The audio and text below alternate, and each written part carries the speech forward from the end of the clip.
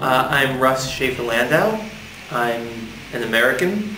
I teach at the University of Wisconsin in Madison, Wisconsin, just about 150 miles north of Chicago, in the middle of the country.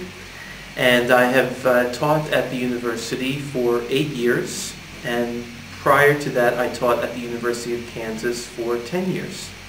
I decided to become a philosopher at 2 points in my life. I first thought I wanted to be a philosopher when I was not yet at university, and I was very interested in the questions that I am still interested in, which mostly have to do with whether or not morality is all made up, whether it's a human construction or whether there is some objective morality. So I went to university to study philosophy, but I took a philosophy course that I absolutely hated, and so I left philosophy for years. In fact, I left the university because I did not have any direction. And then when I returned, I decided again to invest myself in philosophy. And what I was really interested in trying to understand was how it's possible to know the difference between what's right and what's wrong. And I've been working on that ever since. But I think in dialectic of our life, it's very difficult to define what's wrong and what's right. How do you do your choice? Well, I have not fully developed a system of morality yet, and my suspicion is that the traditional philosophical efforts to do that are not going to be successful. And what almost all of those efforts have in common is the attempt to identify just a single moral principle as the supreme moral principle, something like the Golden Rule or Kant's principle of humanity or principle of universalizability or the principle of utility. I don't think that any such principle will work. So this makes ethics less systematic because there is not a single principle to unify all moral truths. But I think that's one of the hard facts we have to face about life as adults, that there is not one single test, one simple answer that can give us answers to the moral questions that we have. Have you ever faced with anti-Semitism personally? Yes, I have been. In the United States? Yes. Can you tell? Well, I think that anti-Semitism in the United States is much better now. There's less of it now than there used to be. I'm 47 years old. Most of the anti-Semitism I have faced was when I was a child. And it was nothing life-threatening, nothing very serious, but there were different threats issued against me and against members of my family just because we were Jewish. We didn't live in an area where there were many other Jews, and so we were the only Jews that most people I grew up with knew. So it was easy, if they didn't like me or if they didn't like a member of my family, it was easy for them to use the channel of anti-Semitism as a way of expressing their hatred or their opposition. But I think in many ways the United States is becoming a more tolerant society. In some ways it is not, but with regard to anti-Semitism, I think that the United States has become, I think that the citizens of the United States have become better. I think with regard to homosexuality there, for instance, it's also much better now than it was when I was growing up, although there is still a lot of anti-homosexual bigotry and discrimination in our society. But my prediction is that when my children are my age, that kind of discrimination against homosexuals will be largely a matter of history. And I'd be very thankful for that. It was a trauma in your childhood? Yes, well, whenever a child is separated, identified as something different, and then attacked for the color of his skin, or his religion, or his ethnic background, it's traumatic. Yes, of course. But I never had any broken bones, and I never felt that my life was threatened as a result of that. And so, in that way, we can see some improvement. My grandmother left her town in the Austro-Hungarian Empire because there were pogroms against the Jews, and many of her family were killed in those, and she escaped. In what year? 1920. Very long time ago. Now in America, that's something that we have not had to face, of course. So, and Jews here in the Ukraine, my grandmother grew up just 100 miles from where we are right now, in Chernivtsi. If there are any Jews there, they don't face pogroms any longer. So there is the possibility of improvement, of course, in this, and I'm hopeful that things will continue to improve, but I'm not sure. Do you visit a synagogue? I did not visit a synagogue while I was here, no. Oh, you mean at home do Yes. I do that? Yes, I do. I'm not very religious, but I do attend synagogue several times a year. Is it a big Jewish community in Wisconsin? In my city, which is Madison, Wisconsin, which is the capital city of the state, there are about 5,000. So that's, to me, that seems like a good size. Can you identify yourself like a Jewish philosopher? No, I don't identify myself as a Jewish philosopher because although I am Jewish and I am a philosopher, my area of expertise is not Jewish philosophy. I don't approach philosophical problems from a Jewish perspective. I'm not very learned Jewishly. I know much more about philosophy than I do about Jewish religion or Jewish theology, for instance. So I would not classify myself as a Jewish philosopher, although I am Jewish and I am a philosopher, but I don't do Jewish philosophy.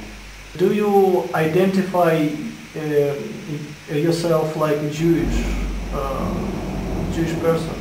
Yes, I'm Jewish. And what does it mean to be Jewish? Well, I don't know. Do you have 12 hours of tape and we can talk about that a little bit? I don't have a good answer to that question. Of course, my parents are Jewish. I was raised as a Jew. I was raised to I feel a certain connection with Jewish people, and I feel an attachment to Israel, and I feel especially threatened when I read about anti-Semitism in a way that I don't feel threatened, for instance, when I read about ethnic persecution in Western China. That does not affect me personally. I mean, I'm not in favor of that sort of persecution, of course, but when I hear about anti-Semitism elsewhere, even outside of the United States, I feel a special vulnerability that I don't feel when I read about the persecution of others.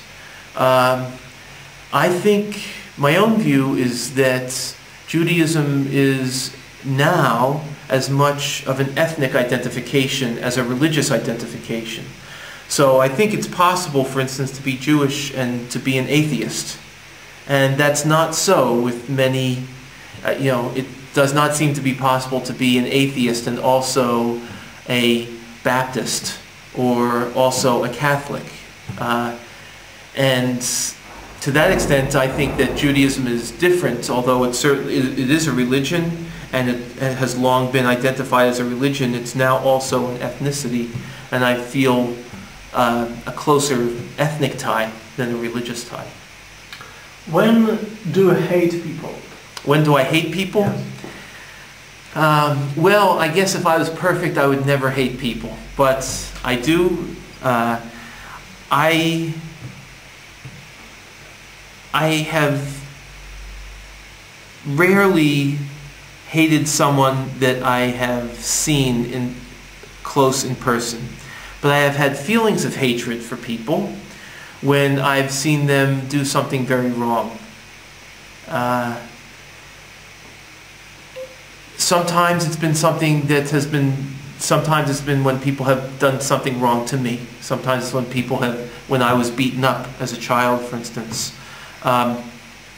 But usually it's when I see an injustice done very close at hand. That's when, without thinking, I just have this feeling, a visceral, a gut feeling of hatred towards the person who humiliates someone else, tries to take advantage of being more powerful than someone else.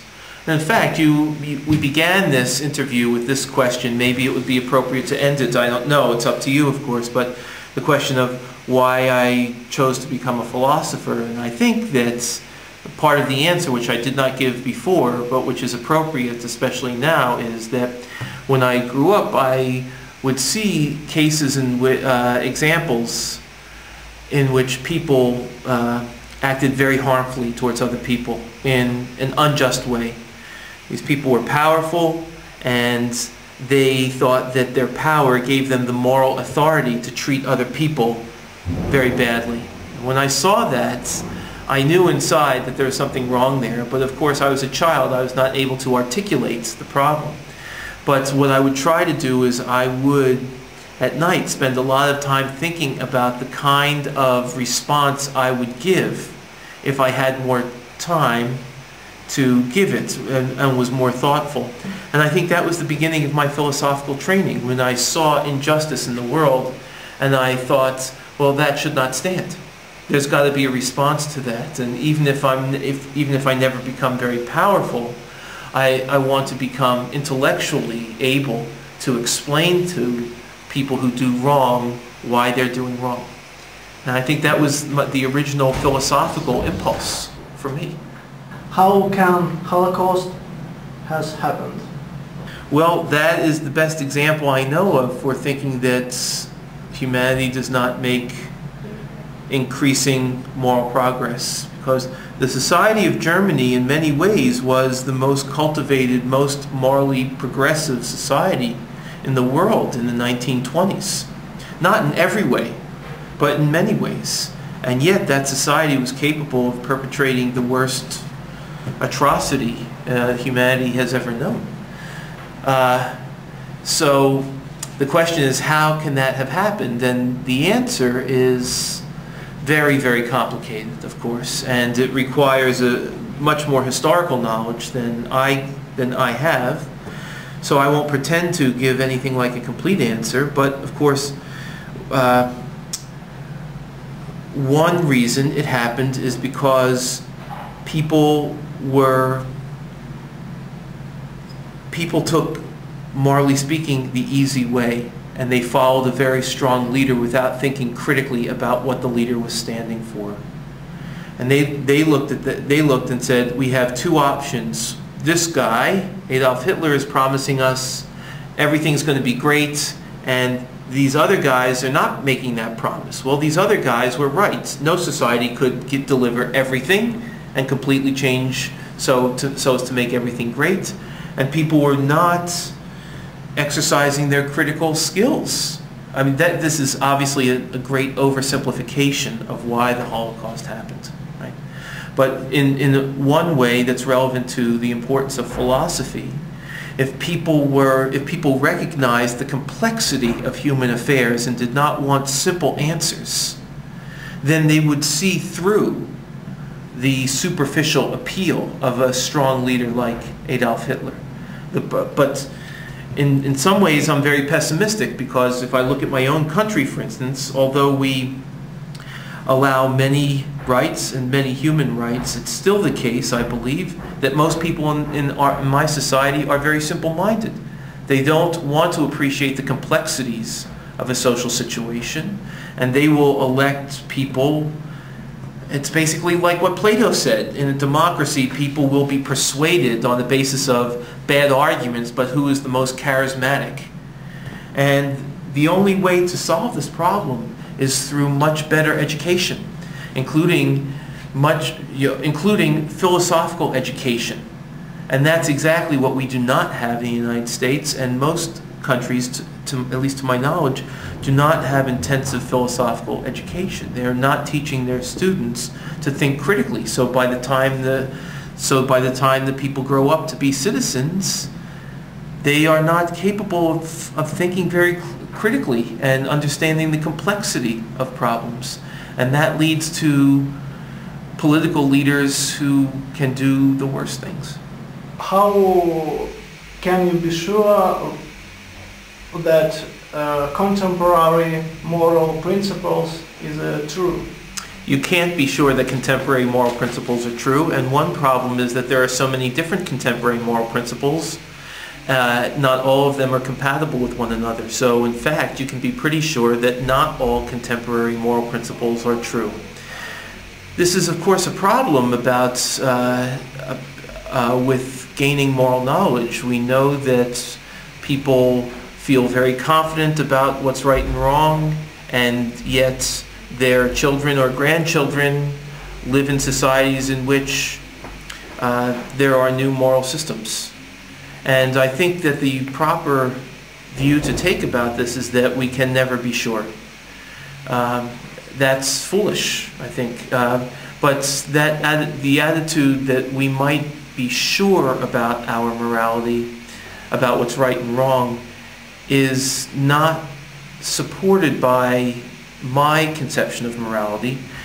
If you are an ethical relativist, however, it will be very easy to get moral knowledge, and so that much easier to feel sure that you have gotten the right answer to a moral question. If morality is just made up by human beings and is relative to each culture, then in order to gain moral knowledge, all we need to do is to know what our culture really believes. That's not that difficult.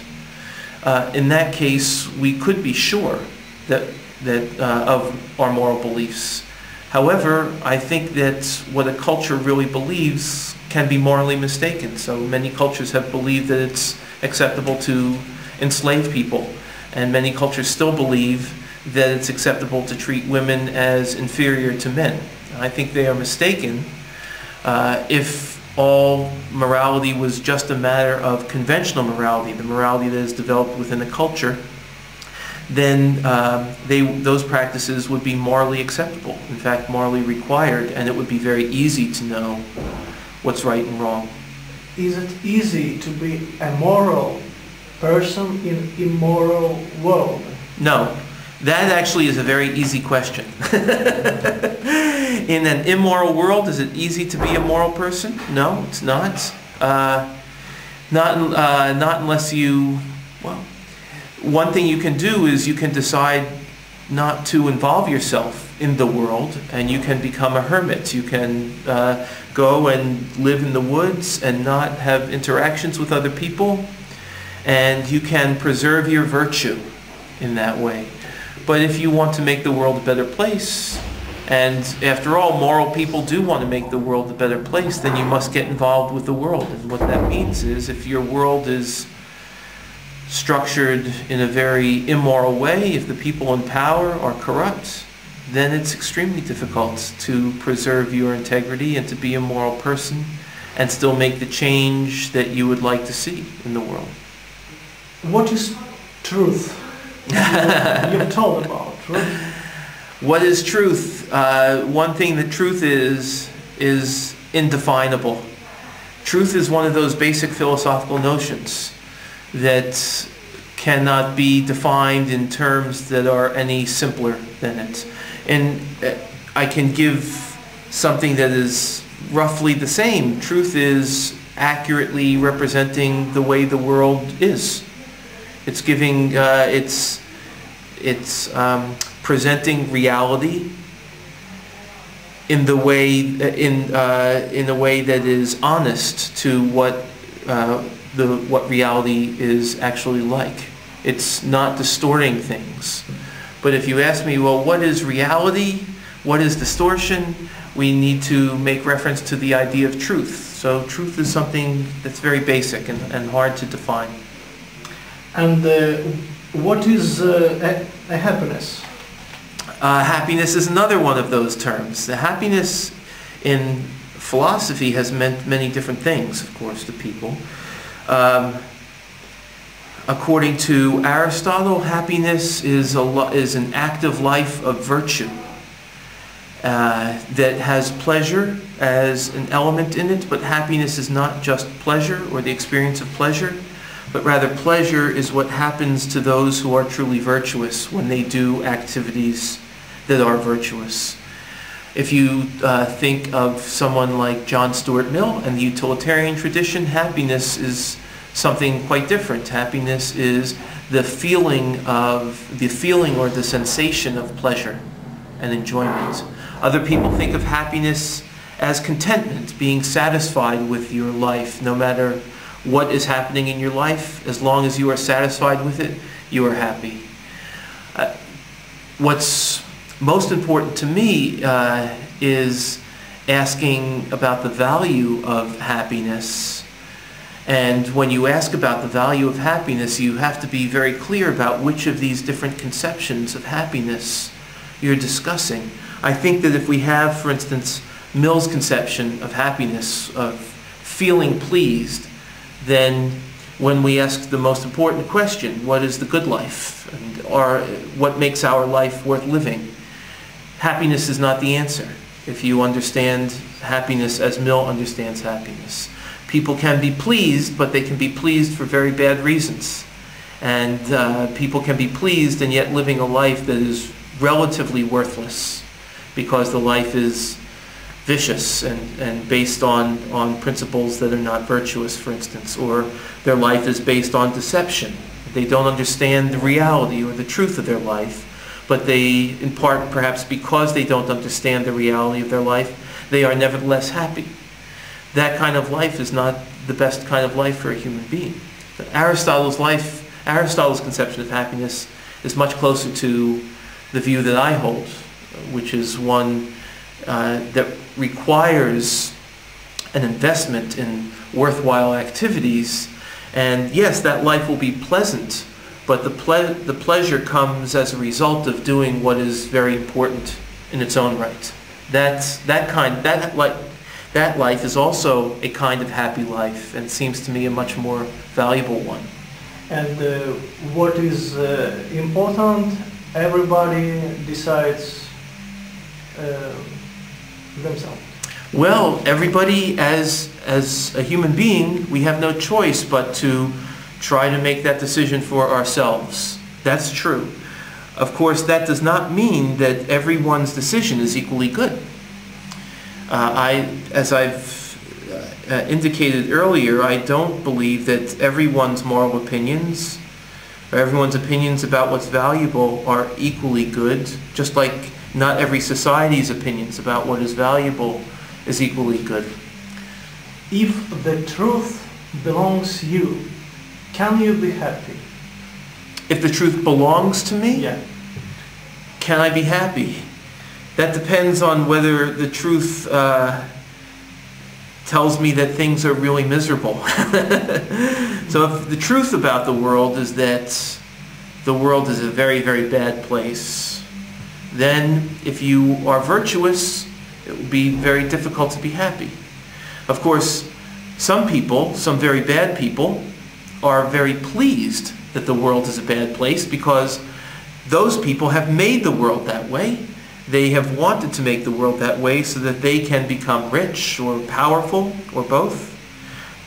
But as I said before, my view about that life is that although these people are pleased with their own lives, they are nevertheless not living lives that are very good. And the life of someone else who is less pleased might still be a better life because that life is a more virtuous one. Why people suffer? That question is really a question for psychologists and not for a philosopher. There are, of course, many, many reasons that people suffer.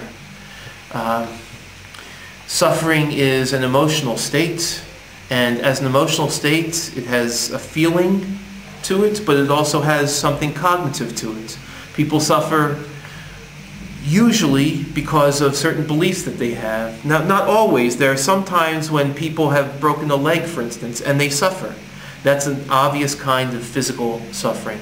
But much suffering in human life is not physical suffering. It's an emotional kind of suffering.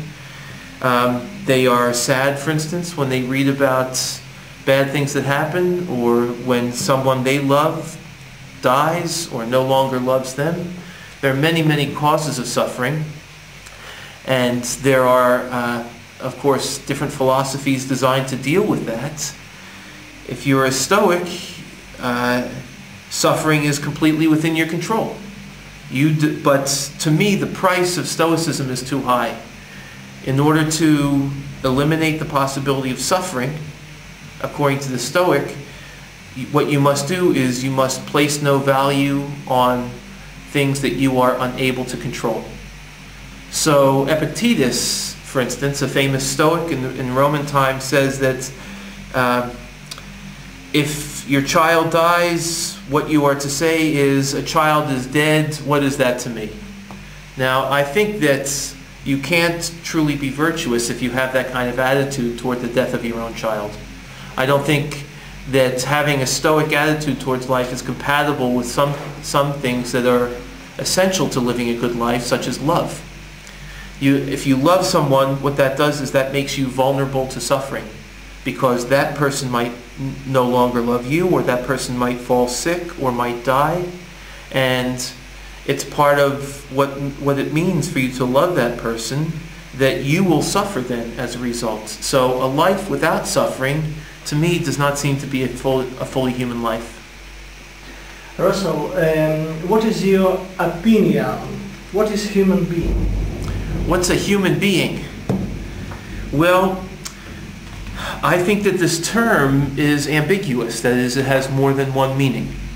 And if we take a topic that is very, very controversial in the United States, for instance, the topic of abortion, you will get different understandings of a human being. People who are opposed to abortion will understand a human being as any being born of two parents who are a member of the species Homo sapiens.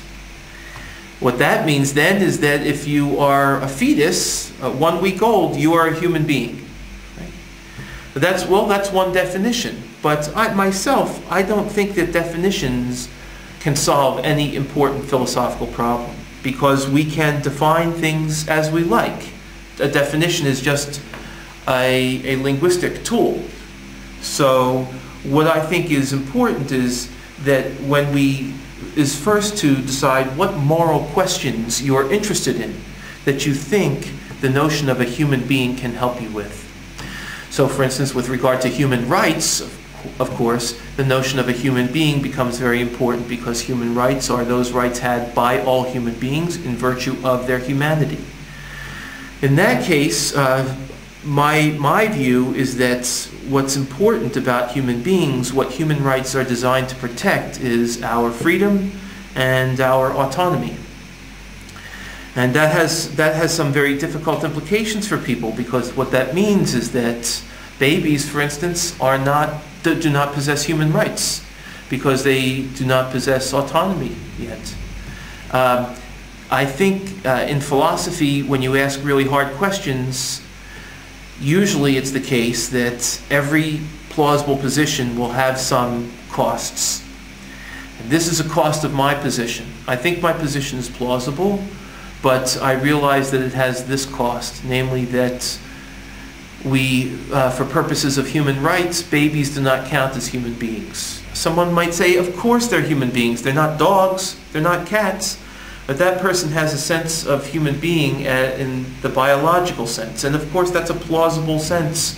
We use that notion of a biological human being all the time. But as I say, you can't solve difficult moral problems just with a definition. If you want to say, what I mean by human being is someone who is a member of the species Homo sapiens. Okay, then babies are human beings. But then what we have to say is, do all human beings have human rights? And then we have to answer, I think, no, some human beings do not. And American patriotism, what is it? Well, what's American patriotism? To answer that, we need to answer what patriotism is. And of course, and being a philosopher, I'm going to make some distinctions again. Some people understand patriotism as a virtue, so that if you are unpatriotic, you are automatically not virtuous. If you understand patriotism as a virtue, then I think patriotism is something like the love of one's country when one's country deserves to be loved, when one's country acts well. Okay? Now, some people, because I think that when one's country acts very badly, it's not appropriate to defend one's country. One should try instead to correct the actions of one's country. And so other people do not agree that patriotism must be a virtue, and so they define patriotism as the unquestioning love of one's country. Okay, as I say, you can define things as you like, but if you define patriotism that way, then it's not a virtue, because no country is perfect, and when a country makes a mistake, either domestically with its own people or internationally with other people, that mistake should be corrected. And if someone says, well, I'll support whatever my country says, that person is not acting virtuously. That person is standing in the way of virtue. You love your country, but you are not a blind person to love. Yes, that's right. In my own case, I do love America. I think that I've traveled to many countries in the world, and that's enabled me to see some of the great things about America. But America is not perfect. And I think it would be wrong for Americans to say that just because my country defends a certain policy, that I must defend it. I think that's a mistake. And I think one of the very great things about America is its tradition of freedom of expression. It will allow, now that tradition has not always been honored, of course, but nevertheless, freedom of expression will allow people to denounce the state when the state makes very serious mistakes, and I think that's a good thing. And what does it mean to be a patriot?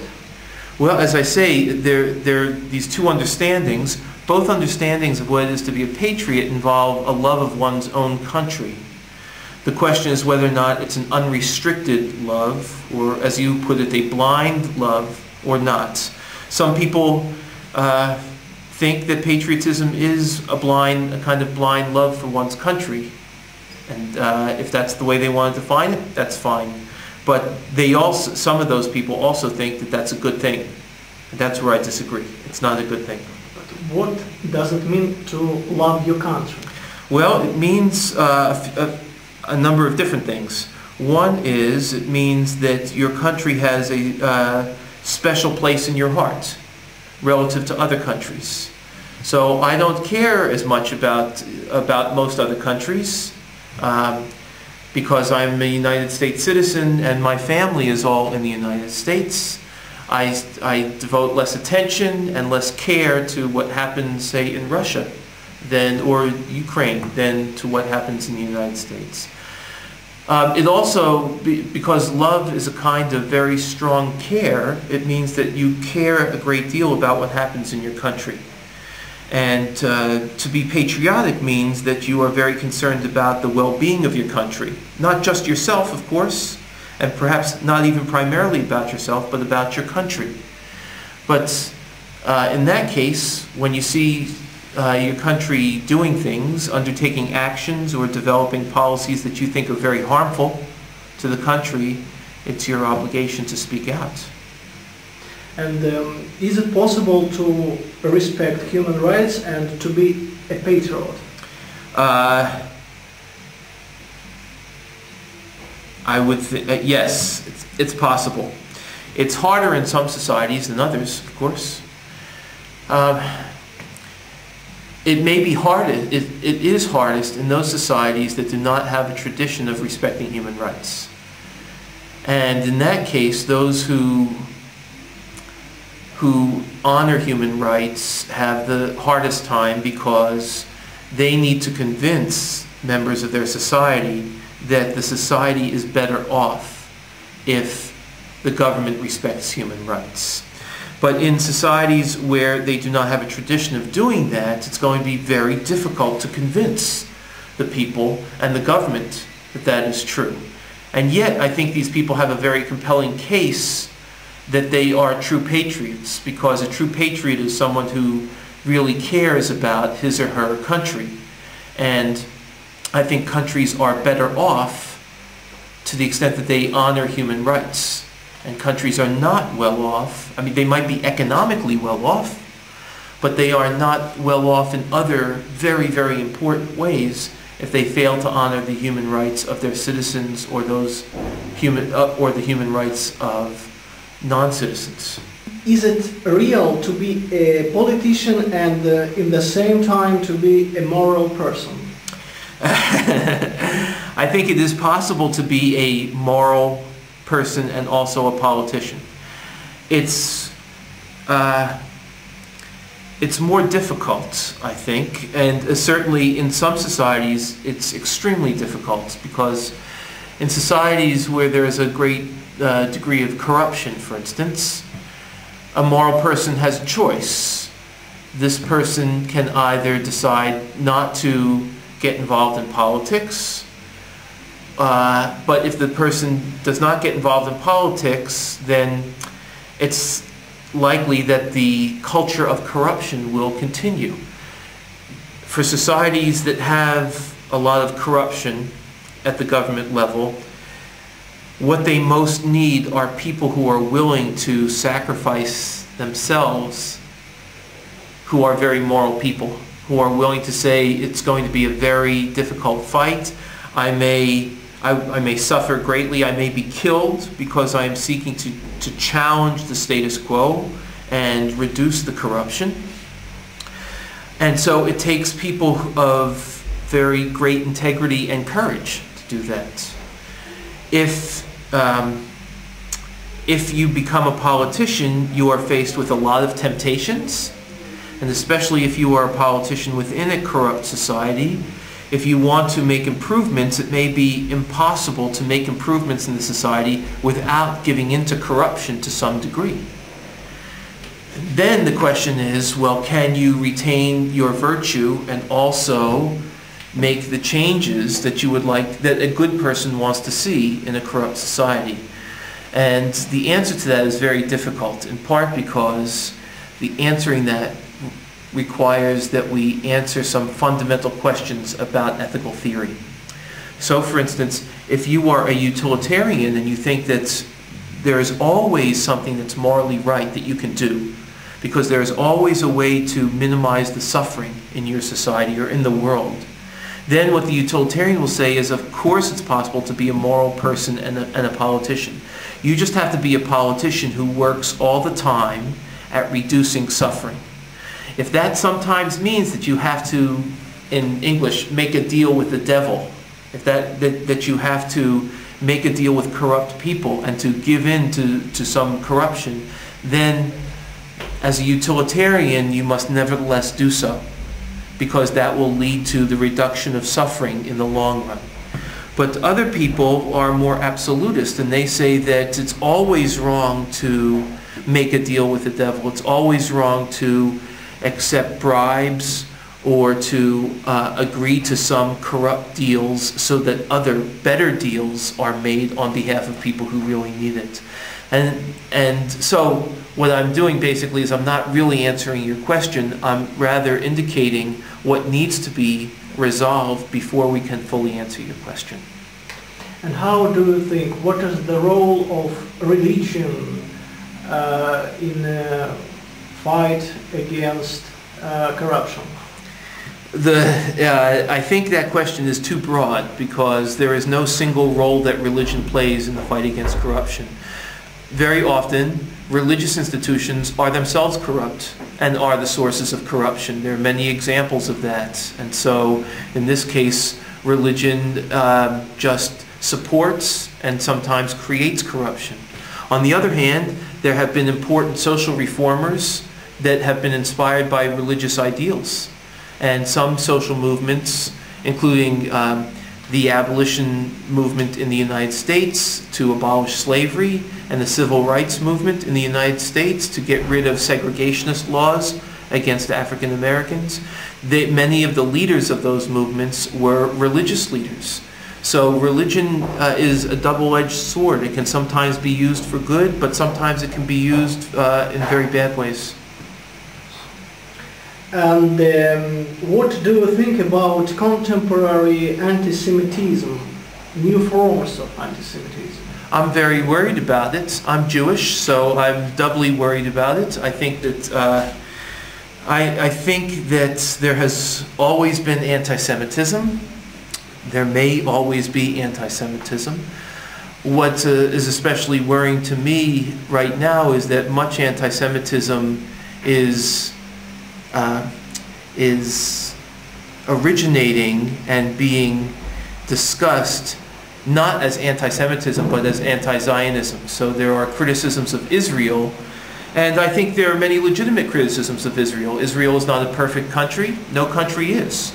But what a number of these criticisms have done is they have crossed the line between criticizing domestic policies of Israel, which, like every country, has some very poor domestic policies, into questioning the right of Israel to exist. And many of these criticisms are really just new ways of expressing a very old kind of anti-Semitism. What's your opinion about functions and positions of philosophy in contemporary world? Well, I think that philosophers can have a lot to contribute because we are paid to think about the important issues of the day, and many of the people in government don't have time to do much thinking about it. So I think the potential for us to be of use in society is very great. Many societies are not very open to the influence of philosophers. In America, for instance, the society is very anti-intellectual. We don't value intellectuals very highly. People are valued, for the most part, based on how much money they can make. To me, that's unfortunate, and that's a mistake.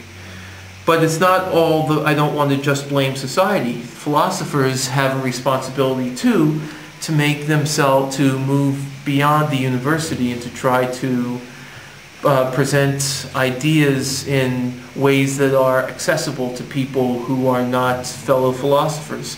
And many philosophers are terrible at that.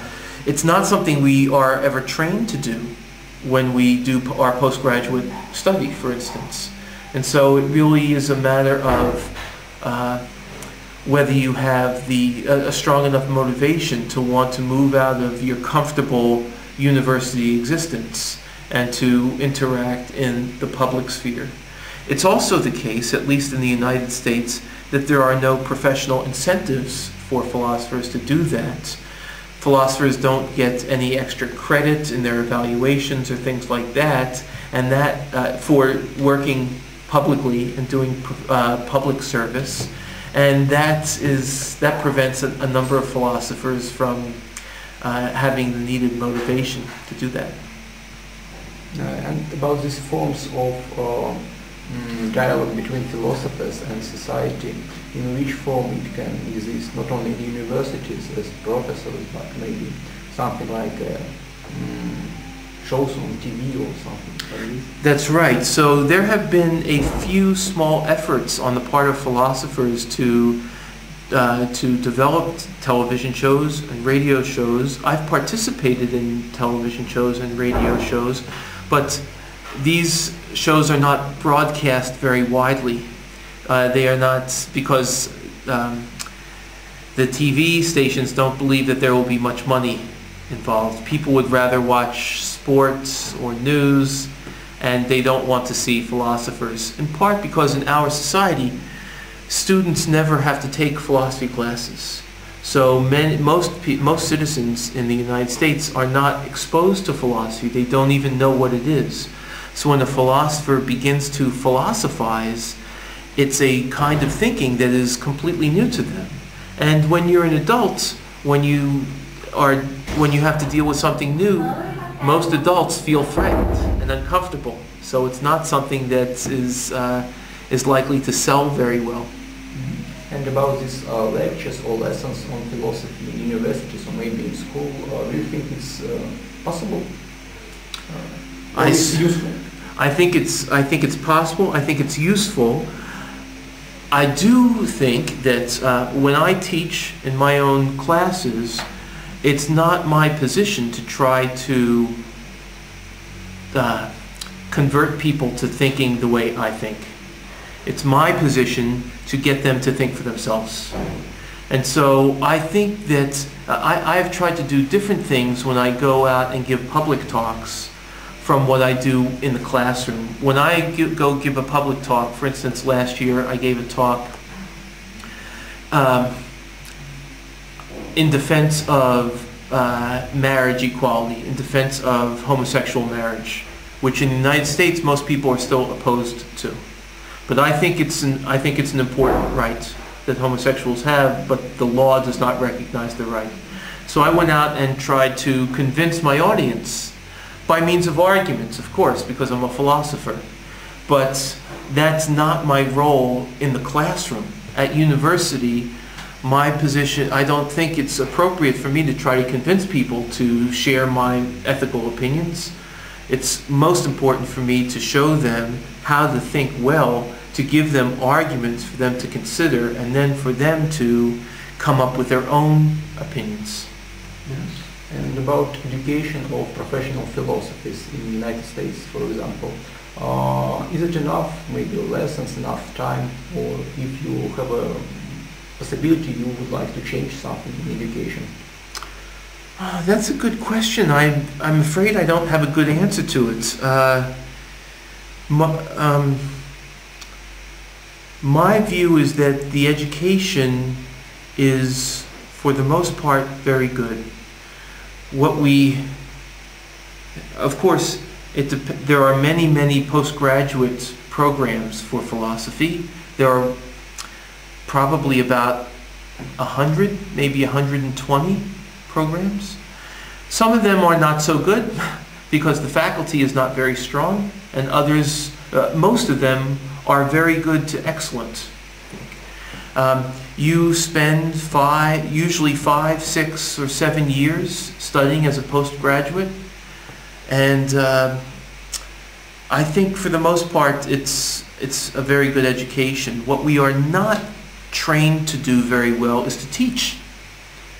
So there are a number of people who are good thinkers, but they don't have very good skills in the classroom. And if you're not naturally a person who feels comfortable with other people, if you are a very shy person, the postgraduate education that you receive in the United States will not help you to change, to become a better teacher. Because if you're very shy, you can't be an excellent teacher. You can be an acceptable teacher because you can tell your students what's true, or you can model to your students how to analyze an argument, but you also need to engage your students and to prevent them from falling asleep. And if you're always talking like this, then your students are going to be going like this very shortly, and that's not good teaching.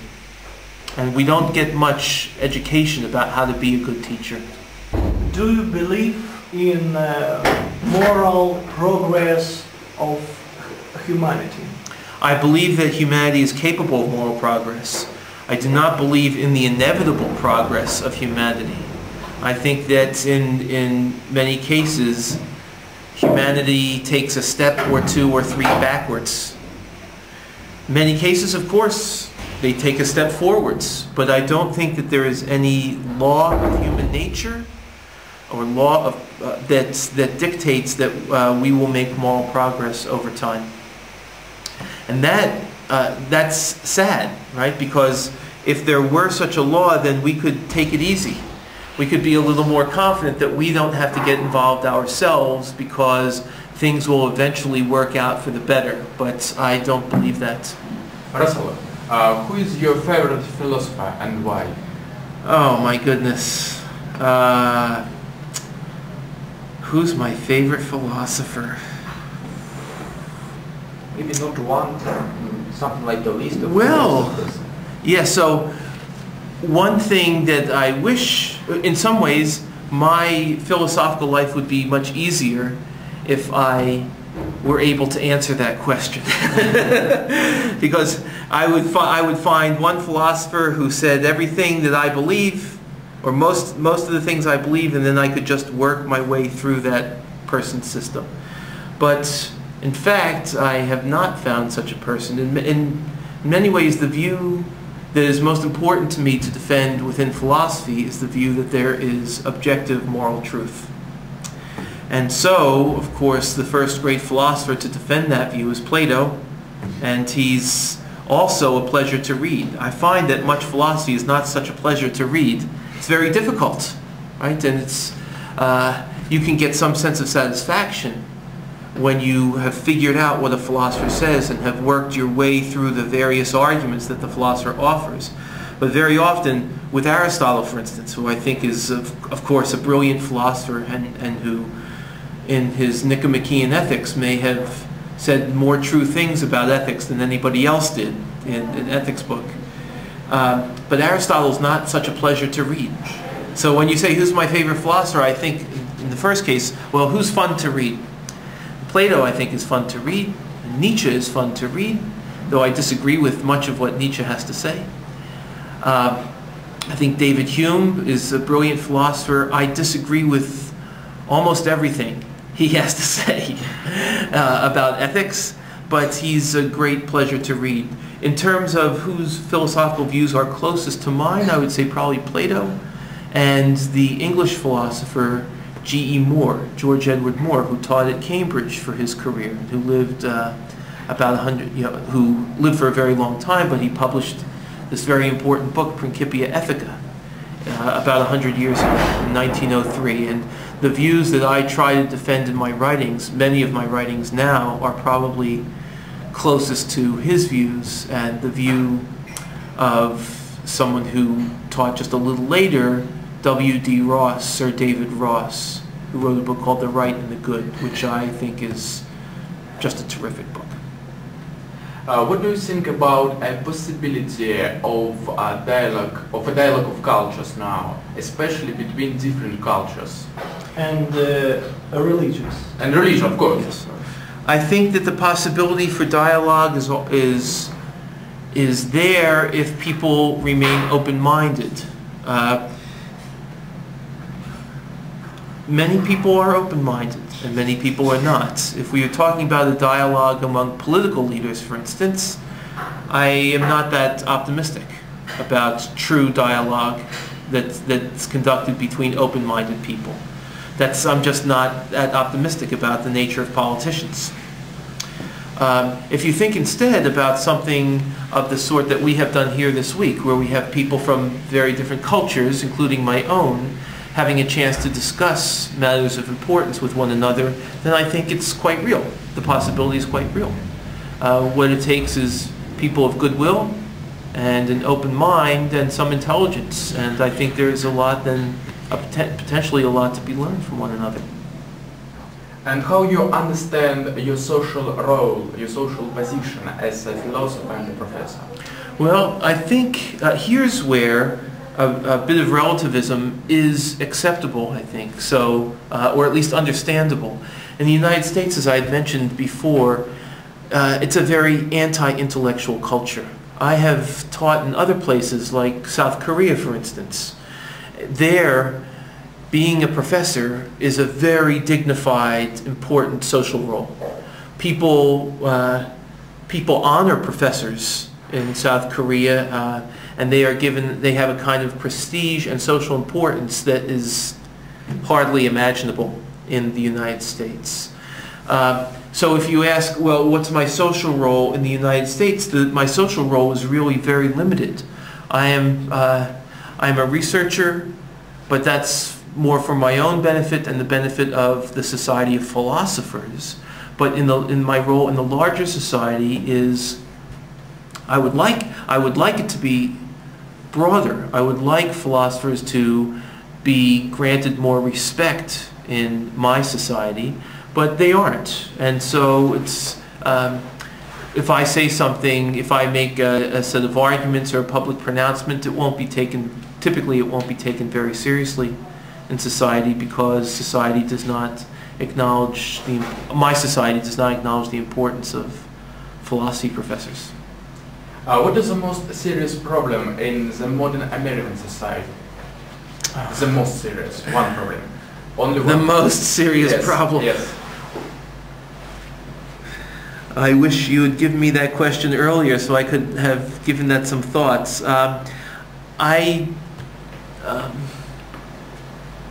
Simple-minded. Simple-minded. Well, that people are simple-minded, that may be the roots, that certainly is the root of many, many problems. Is that the most pressing problem? I am not sure. I'm sorry, I'm not going to have a good answer to that question. What is the main values for Americans? What are their priorities now? Well, right now,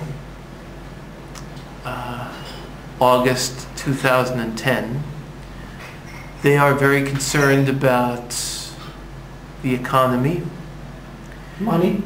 They're very concerned about their own money. Yes, in America we have had a very serious financial problem in America for the last 2 years. I know it's not just America, of course, but many, many people have lost their jobs and have lost their homes, and it's difficult to think about the larger picture when you are not sure where you're going to sleep that night or whether you have enough food to eat.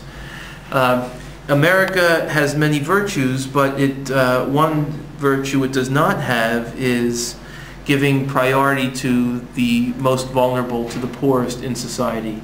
We are not good about giving priority in our social policy to the people who most need help. And that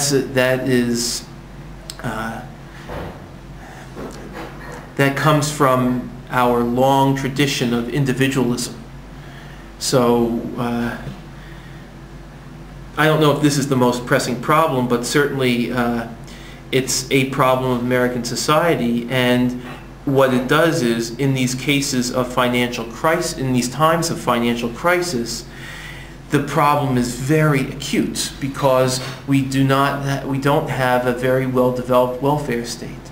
So we just, for the first time, instituted a universal health care policy. But in fact, it's going to take many years for America to be a society in which everyone will be guaranteed health care if they need it. It may never happen. Certainly it's not going to happen this year.